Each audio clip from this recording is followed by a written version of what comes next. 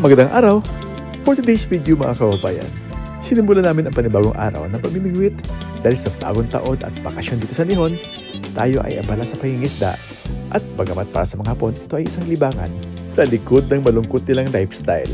Bagamat sa ating mga Pilipino, ipang-ulam na ang ganitong gawain. Bukod pa dyan, laking katapiran din sa pag-ulam at pang-araw-araw na gastusin sa likod ng sobrang mahal na bilihin dito sa Nihon.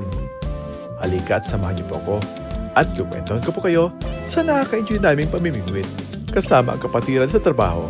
In 5, 4, 3, 2, 1, let's go! Madaling araw kaming pupunta dito at inahandala namin ang mga fishing rod na aming gagamitin. Sa una pa lang nakaka-excite. Sa unang sabak pa lang namin, walang huli hanggang abutin kami ng 3 oras sa kakahintay. Wala pa rin. Walang sukuan. Grabe. At nihada namin sa konting idlip. Pero di kaya talaga ang lamig dyan. Kahit makapal ang aming mga suot na jacket, pumapasok pa rin talaga ang lamig. Pero kinakaya namin. Bagamat may kahirapan, humahalo naman ang saya namin kapag kami ay nakakahuli. At doon nawala ang hirap at nakakatuwa kapag kami ay nakakahuli na.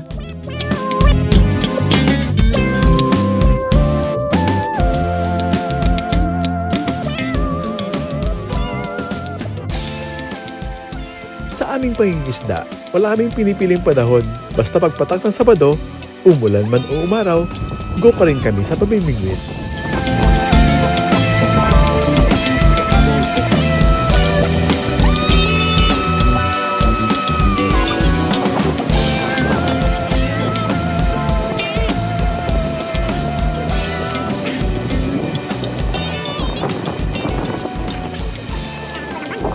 Minsan nga ganito malakas ang ulan. Araw ng Sabado, pumunta kami halos 100% ang ulan. Walang sukuan, pumunta pa rin kami. Kapag umuulan pala mga kababayan, hindi po siya mahangin at bagamat umuulan, hindi lang kami mga Pilipino ang namimingwit, pati mga kapatid naming mga Hapon. Walang sukuan ika nga, para sa ekonomiya. Mas marami pala ang nahuhuling isda mga kababayan kapag umuulan dito. Ito lang talaga ang haharapin dito. Yung walang sukuan sa lamig ng panahon. Umulan man o umaraw. Kahit umaraw nga po rito mga kababayan, ay malamig pa rin. Pero laban lang.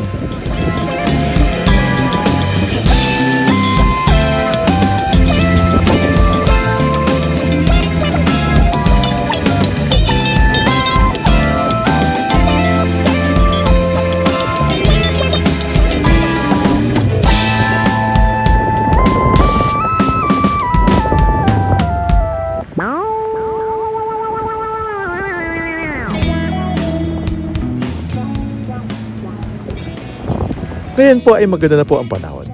Nakakalapag na kami ng gamit. Kapag umulan ay yung fishing rod at cooler na lagay ng huli lang talaga ang dinadala namin.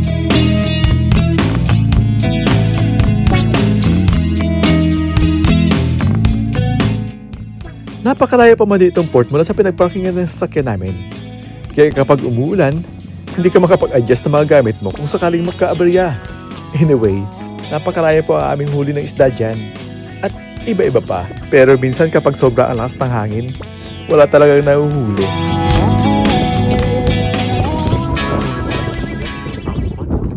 Pero ngayon, wala masyadong hangin at buti naman at nakisama sa amin ang panahon. Ako po! At maya-maya ang huli namin. Muntik kang mapuno ang lagayan namin dyan dahil sa sunod-sunod ang huli namin. Kahit hindi na namin lagyan ng pain.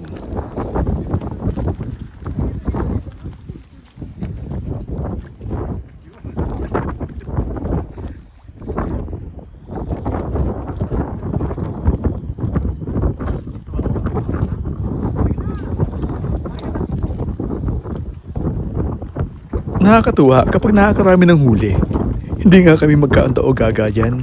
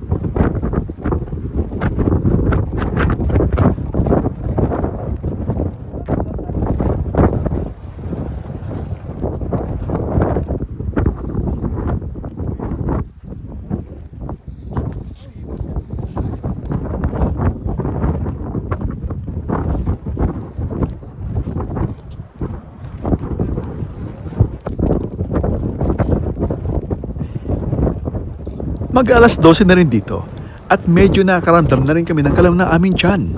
At buti na lang, may kanya-kanya kaming baon ng onigiri. May mga ibon sa di kalayuan. Patunay na marami na ang isda sa lugar na yan. Medyo malapit na rin sa amin. Gusto na umuwi ng kasama namin. Sa kadahilan na nasunod-sunod pa ang huli namin, ang nakalipit nilang fishing rod ay ginamit nila uli. Minsan lang ito at sulitin habang marami pang nahuhuli natin at bakasyon pa naman sa trabaho.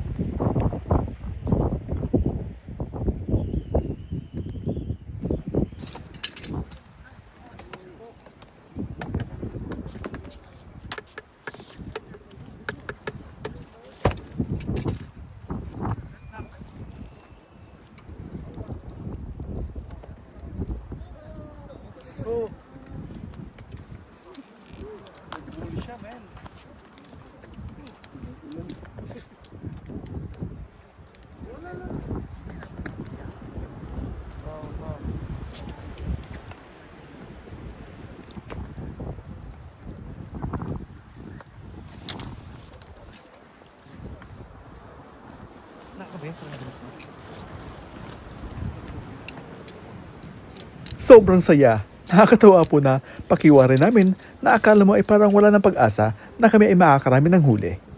Fast forward po natin.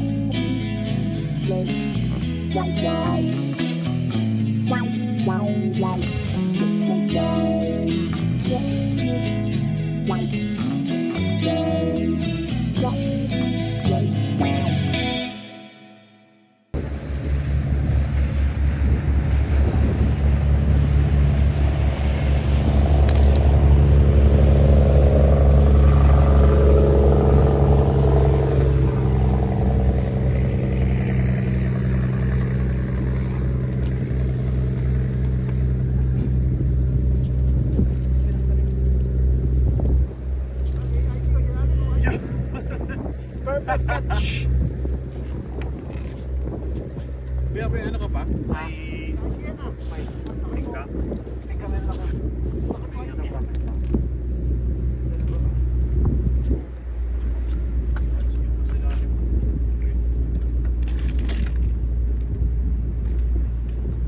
Mag-alas 4 na rin ng hapon at nagdesisyon na kaming umuwi. Pagkat ang alas 5 ng hapon dito ay madilim na. Pwede na rin ito at may mauwi na rin kaming pang-ulam para sa aming mga pamilya.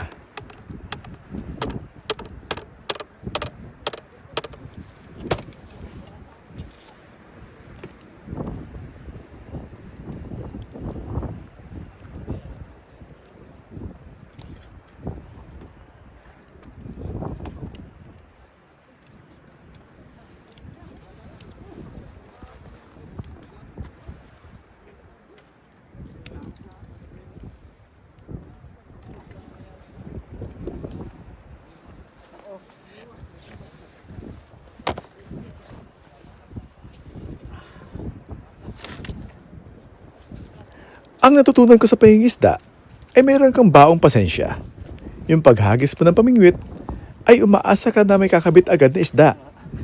Kung ihambing natin sa buhay, umaasa ka ng marami kaysa sa wala ka namang pasensya.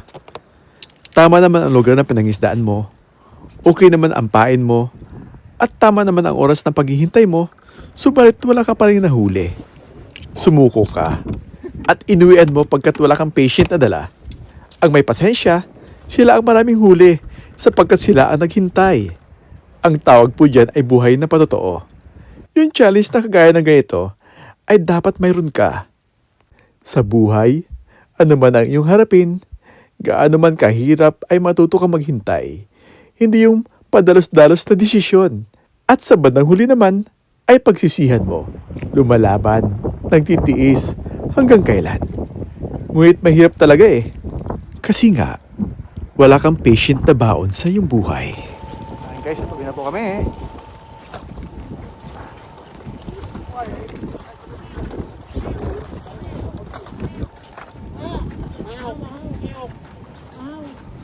Wow! Wow!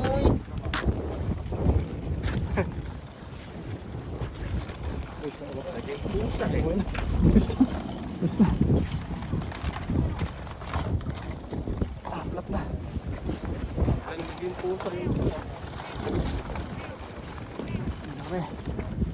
Thank you. Maghapon na guys.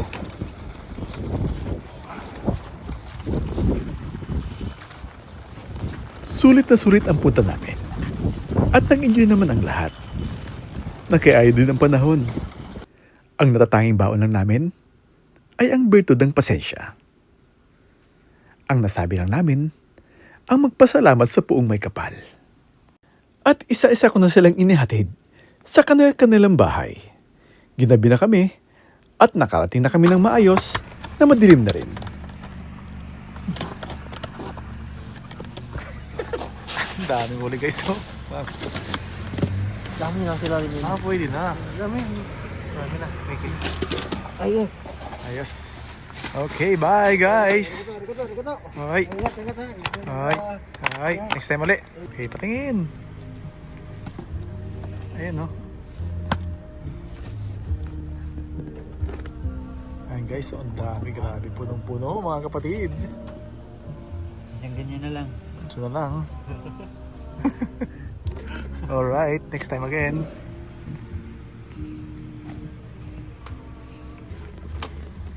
Daming gamit. Daming kahit mo. Paras tayo. May lagayan ka eh. Next time yan, project ko. Aray ko. Ano yung naglag? Basura na. Basura na ano? Patingin ako. Konti lang. Konti lang ang nakuha mo? Oo, kasi aji lang talaga kinuha ko. Kaya kung sinama ko yung tamban, puno to. Puno. Hinulog ko na yung iba. Eh, Sige. Sige. Ulitin. Okay. Okay guys, ay moment na po yung aming huli namin. Oh.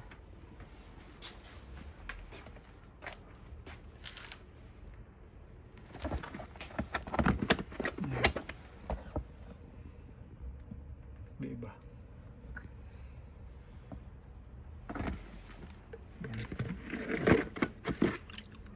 Yan ang masarap yung aji. Ay siya. Hanggang dito lang po muna. Salamat sa pagsama. Alright, thank you so much sa inyong panonood. God bless everyone. Bye! Thanks for watching. Please like and share. And don't forget to subscribe our YouTube channel and follow our Facebook. Oops! Don't forget to hit that notification bell. Thank you. God bless everyone.